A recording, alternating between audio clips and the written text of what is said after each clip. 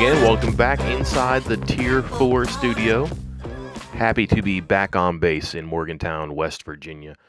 No longer traveling across time zones and across the country. No more hotel rooms or arenas in Kansas City, San Diego, or Boston. Back to business, back to normal in Morgantown. So that's where I'm at right now. And where are we? We are around the final bend of spring football at West Virginia University, heading towards Saturday's spring game. And the point spread is off the board on that one. That's kind of the reason I wanted to talk to you all today. It's been a while since we spoke, and I got pretty good feedback that this question and answer format, this news and analysis format, was pretty popular. Plus, it's easier to talk than type. So maybe we'll do these more often, and certainly events from the past week, 2 weeks maybe since the last time we spoke, well, that encourages another one of these conversations.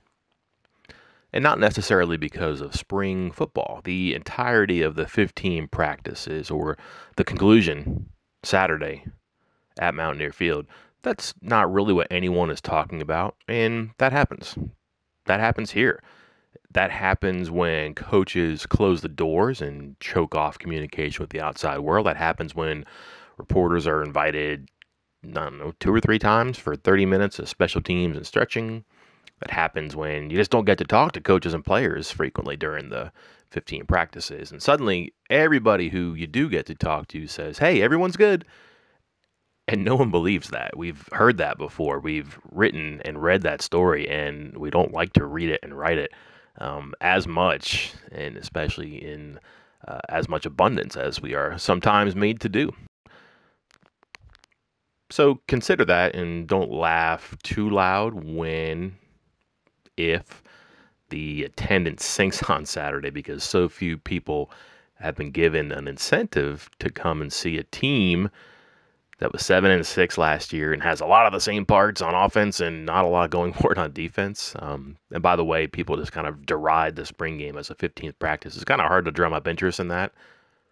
It's cause and effect stuff, I guess. But the point, though, is the talk of the many weeks and the minimal opportunities to talk is actually transactions. It's players leaving, it's players arriving, it's players getting hurt. Now, where do we begin? Let's start with the injuries. And I'm going to look around and see if I have to duck the snipers here when I talk about this, but it's happening. David Long and Lamont McDougal and even X-Ray Lowe are the big names on the sidelines. They're rehabbing surgeries. X-Ray Lowe, you say? I know, but he matters, and I'll get there. McDougal was an ESPN freshman All-American. Long is simply amazing. They had shoulder surgeries. Lowe had a pectoral muscle injury that needed an operation. 3 names down on defense, 2 of them pretty big. But then just last week, West Virginia reveals that Quandarius Qualls tore an ACL. And evidently he was doing great and kind of easing the apprehension over the identity of a starting Sam linebacker. Now that caused some shuffling, as injuries like that will do. But West Virginia actually has some linebackers who are experienced, if not in the field, then certainly in the vernacular of the 3-3-5. And West Virginia has all of its recruits on campus. So that's good news. Junior college transfer Charlie Benton got a boost in the opening at Sam. Adam Hemsley flipped from Will to Sam. Brendan Ferns, well, he looked better as a Sam than he did as a backup behind Dylan Tonkery at Mike. So West Virginia was able to absorb that one.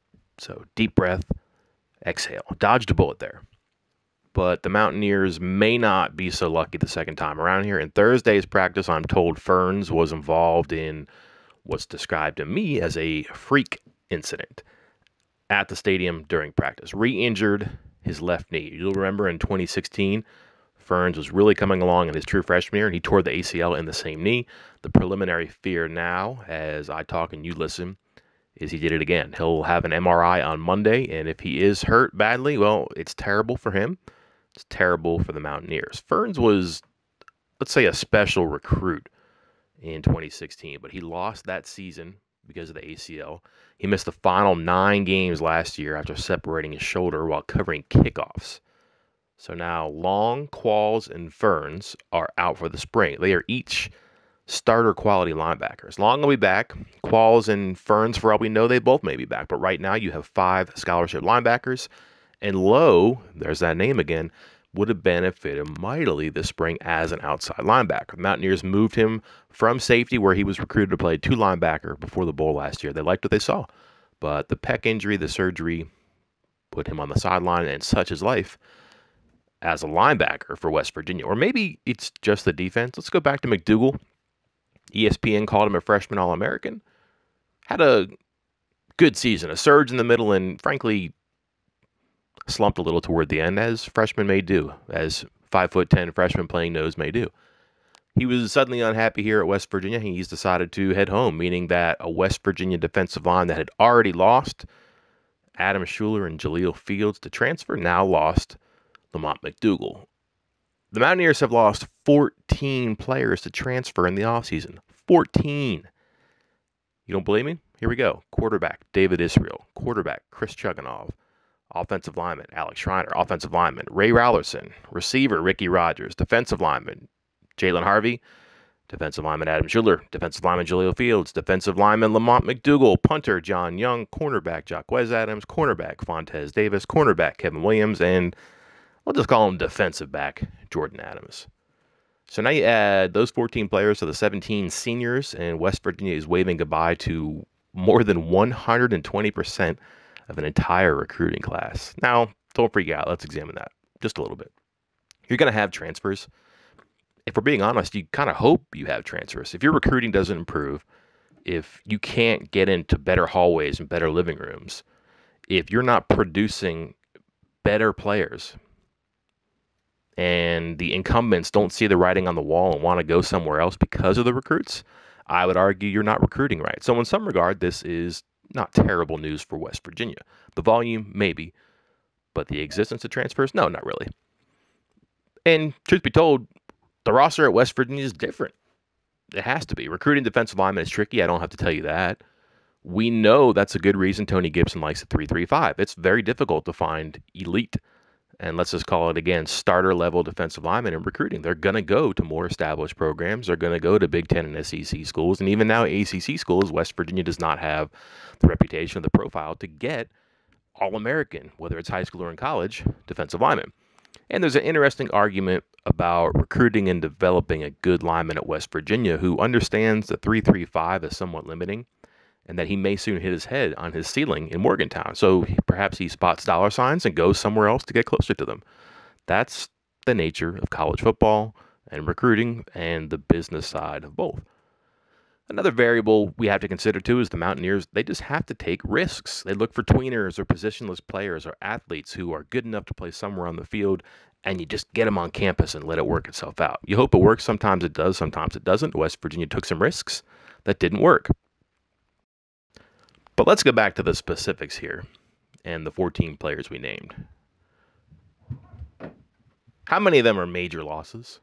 You don't want to see anybody go, especially in a situation like this. We read how many cornerback names, and where is West Virginia thinnest on defense? Probably cornerback, right? Could Davis or Williams or either one of the Adams has helped? You would hope so. Certainly that's why they're here, and that's kind of a point that I'll get to. But in reality, McDougal and Schuler are the big name losses. I would argue Schuler is a larger loss than McDougal. We're not sure if McDougal would have played this year because of his shoulder. Schuler was a difference maker off the edge. McDougal plays a position that is sometimes devoid of statistics. You need a havoc wreaker at defensive end, and you need somebody who can facilitate the havoc at nose. I feel like the nose is probably easier to replace, and maybe West Virginia did that by getting Kenny Bigelow to transfer from USC. But again, that's an argument you can have with your friends or me. But those are the 2 big names. The other 12, I'm not so sure there's a major loss there. I'll listen to cases to be made for John Young, who's a punter, or Jalen Harvey, who is a nose guard and might have lessened the loss in McDougal. But if you're talking up Ricky Rogers, David Israel, Alex Schreiner, one Adams or the other, I'm not sure I can listen to you. Now, what I can do is agree that losing 14 players stings. Losing 3 defensive linemen and 2 who had started and were at least good enough to be starter quality in the future, that's a big deal. I think you can look at 12 players who didn't matter and maybe shrug your shoulders, but you should also ask yourself what they were doing here in the first place. You ought to be very certain about a punter or a kicker before you give them a scholarship. Frankly, I'm surprised that Ricky Rogers didn't make it. I wasn't surprised that Fontez Davis left, but I also wasn't surprised that he was here. They needed a cornerback. He was available and had potential. Risk, no reward. I was always curious why David Israel was here, and I'm not surprised he's gone. Took a risk at a player who didn't really fit the profile of their quarterback. Didn't work. Was Kevin Williams a miss? How many other players are misses? That's probably not the question you want to ask. Instead, wonder how many misses can a program like West Virginia sustain, and how many times can it take that hit and move on? That's all for this time. I will see you next time for 24/7 Sports. I am Mike Casazza.